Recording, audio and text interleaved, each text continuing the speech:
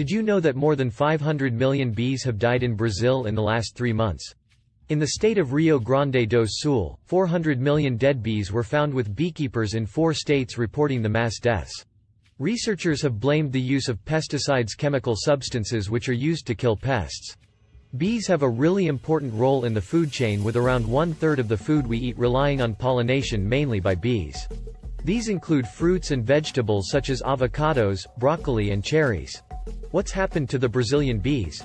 The main cause of death for these bees has been the use of pesticides containing products that are banned in Europe, such as neonicotinoids and fipronil.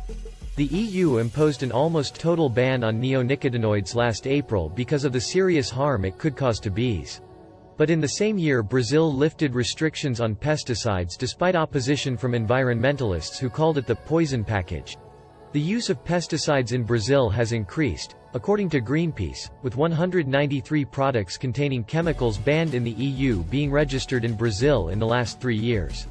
The country uses pesticides because its economy is so reliant on agriculture. What's the story globally? Things aren't looking good for bees around the world. In the United States, beekeepers lost 4 in 10 of their honeybee colonies in the past year, making it the worst winter on record. In Russia, 20 regions reported mass bee deaths, with officials also warning it could mean 20% less honey being produced. At least 1 million bees died in South Africa in November 2018, with fipronil being blamed. And countries such as Canada, Mexico, Argentina and Turkey have all also reported mass die-offs of bees in the last 18 months. How can bees be helped?